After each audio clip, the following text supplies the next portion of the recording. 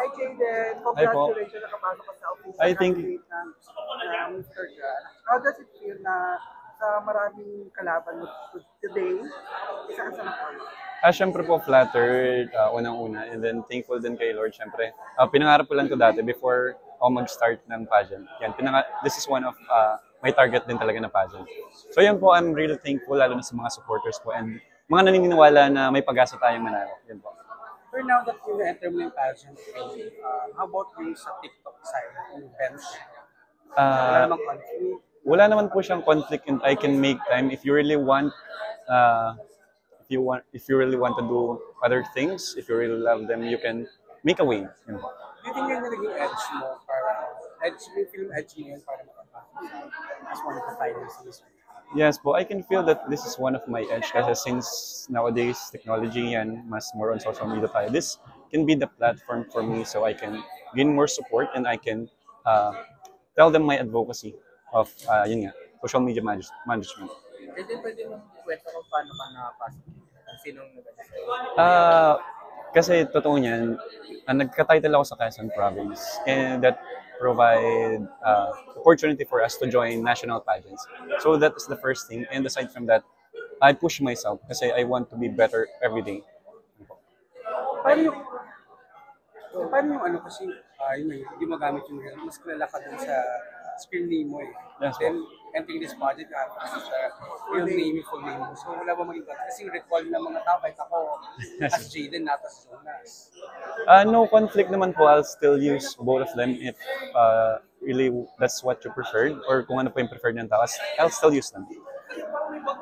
May, bukod sa budget, may paano ka rin pumasok sa I'm open naman po sa kahit anong opportunity as long as it will give growth to me yan. I'm open po. mga prospects. Mature roles, parang for now, I'm not really sure po if I can do that for now. Kasi po, yan nga po, galing dun sa last issue, bago mag-start sana ng, sa showbiz. So I'm not really sure, maybe soon, pero not really sure pa kung kailan. Pero ever meron pa akong mga parang Hindi ko pa siya na-experience, to be honest, acting like that. Hindi ko pa po siya na-experience. Pero kahit sino po, as long as yan, good yung opportunity, kahit sinong artista Sino po. na lang yung hinahangaan mo na parang someday Actor. sana ako magiging. Hindi ko po sure ngayon kasi hindi na po ako palanood ng TV. So siguro ngayon, sino ba? Siguro Sir Coco Martin, director, actor. Yan, salute kay Sir Coco Martin. Siguro I want to, if ever I'll be given a chance to work with some actors, that will be Sir Coco Martin. How about yung magiging preparations mo para sa final? Preparation for sure. Dikdikan to. Kailangan ko mas maging consistent. Kasi kalaban ko rin yung sarili ko. Lahat naman tayo kalaban yung sarili for whatever we are up to. So, I need to be more disciplined, stay healthy, and kailangan still healthy kasi kung hindi tayo healthy, hindi tayo makakalaban. So, I'll be more disciplined and dedicated po. Now that you saw na yung mga finalists yung first batch, sino feeling mo yung magiging threat? Malakas na Lahat sila. Kasi I can see potential for every candidate naman. Wala akong minimize kasi lahat yan may potential. Wala yan sa look, wala yan sa height. They can be better every day. So I'm not really sure. So I'll do my best na lang. then, bakit mananalo si Jaden sa Mr. Jan? Bakit mananalo si Jaden this Mr. Grand? I'll show you na lang, guys. Surprise na lang yan. I'll show you. I'll give you the best show, guys, that you can possibly have. So sa pinakita mo ngayon, mas ile-level up. Yung mga pasama. Wala pa po yan. Teaser pa lang yan, guys. Teaser pa lang. Ano yung pinakita mo talent? Kumanta po ako, pero yan, yun, kumanta ako. Yes. May ile-level up pa ba yung talent? Meron pa naman po. I can dance naman, pero I need to practice more kasi parang sobrang tigas na ng katawan ko, guys. Kailangan ko na ng pakulo. Kailangan ko ng pakulo ng katawan, guys. Sobrang tigas na ng katawan ko, to be honest. But I can dance as well. Sa dance, hindi pa ako ready for the dance. Paghahandaan ko siya. May talent po siya.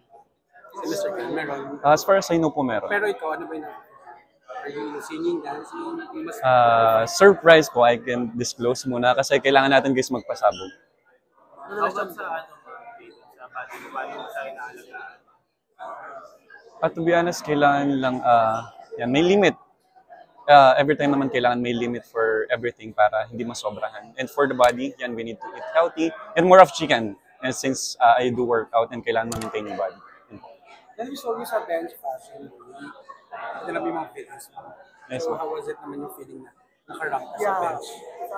It was really fun, guys, kasi nga yan first time ko rumampa sa Bench Fashion Week. And yan, naka-line up ako with other artists na bigatan. So, napaka-flattering niya sa akin. And sobrang overwhelming niya rin kasi grabe yung mga kasama ko, nanliit ako, guys. Yun. Invite mo na lang sila naman. So yan guys, yan mag-start na yung Mr. Grand natin, Mr. Grand Journey. For those na who want to support me guys, you can also follow my social media account _Jayden Fernandez. And sa mga hindi pa po naka-follow, sa Mr. Grand Philippines for you to be updated na rin. And para wala kayong ma-miss out sa mga happenings here in Mr. Grand, you can follow and like our page na rin. And thank you po. na lang, paano shout out mo, third official na. Shout out. Sa Instagram, nagpakilala, intro. Intro, okay. Return. Hindi pa, to be honest, hindi pa ako ready, but siguro normal lang. Yan. Jayden Fernandez came from the land of Thousand Colors, province of Quezon. You know. Thank you po, thank you po. Congrats.